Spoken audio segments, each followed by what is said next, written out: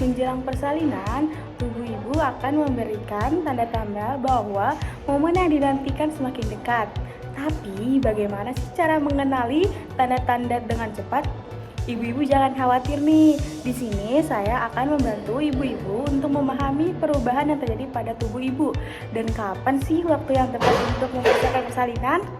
Yuk simak penjelasan berikut agar ibu-ibu lebih percaya diri menyambut kehadiran si kecil.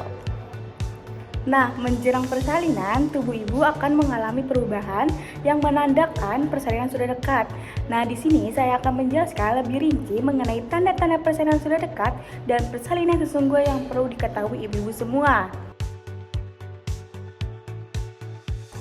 Yang pertama, lightening atau turunnya kepala janin. Nah, pada kehamilan pertama primigavida, lightening biasanya terjadi sekitar minggu ke-36 saat kepala janin masuk ke pintu atas panggul. Hal ini disebabkan oleh yang pertama, kontraksi Bacterin His atau kontraksi ringan yang mempersiapkan rahim untuk persalinan. Yang kedua, keregangan dinding perut dan ligamentum rotundum atau mengakomodasi penurunan posisi janin. Yang ketiga, berat janin dan gaya gravitasi atau mendorong kepala janin turun ke panggul.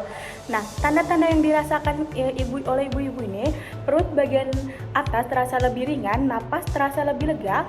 Yang kedua, rasa penuh atau tekanan meningkat di bagian bawah perut, sulit berjalan karena tekanan panggul, dan sering buang air kecil karena kandung kemih tertekan. Yang kedua, kontraksi Bacterin His atau His palsu. Kontraksi ini terjadi pada trimester akhir sebagai persiapan tubuh untuk persalinan. Nah, penyebabnya ini ada perubahan hormon estrogen, progesteron, dan peningkatan oksitosin.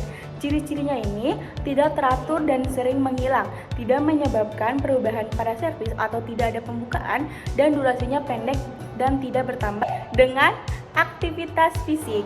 Yang ketiga, keluar lendir dari vagina. Nah, mendekati persalinan, lendir tebal yang menyumbat leher rahim atau mocucus plug mulai keluar. Ini bisa disertai bercak darah sebagai tanda awal persiapan serviks. Yang keempat, perubahan pada serviks. Nah, serviks mulai melunak, menipis, dan membuka. Ini biasanya hanya dapat diperiksa oleh tenaga medis atau bidan saat pemeriksaan dalam. Yang semakin pendek, misalnya setiap 10 menit, lalu 5 menit.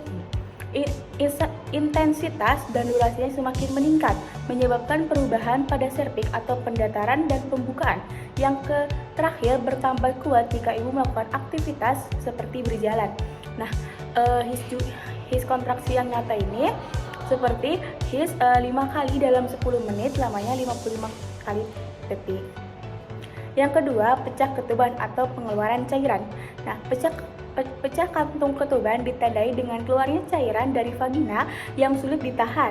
Nah, cairan bisa keluar secara perlahan atau tiba-tiba dalam jumlah besar.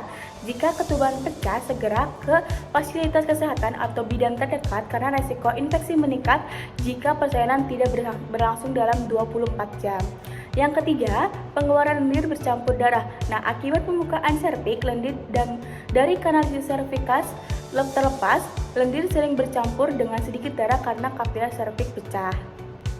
Yang keempat, perasaan ingin mengejar atau saat pembukaan lengkap. Biasanya terjadi saat pembukaan serviks mencapai 10 cm ketika pemeriksaan dalam oleh bidan atau tenaga medis.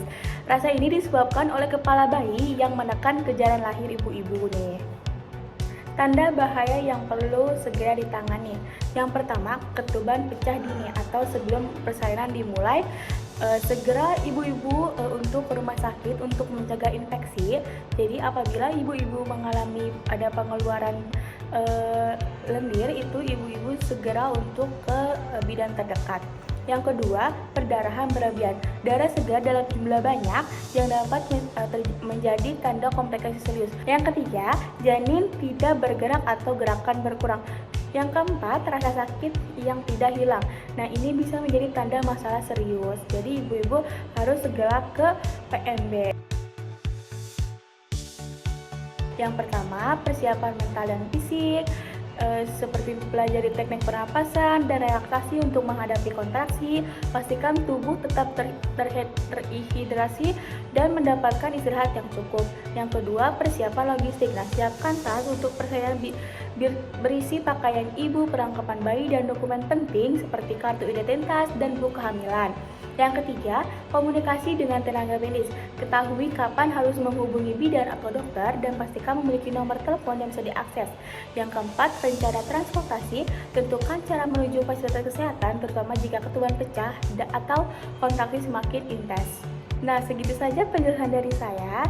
Jika ibu-ibu mengalami tanda-tanda persalinan atau merasa ragu, segera konsultasikan kepada tenaga medis atau bidan terdekat.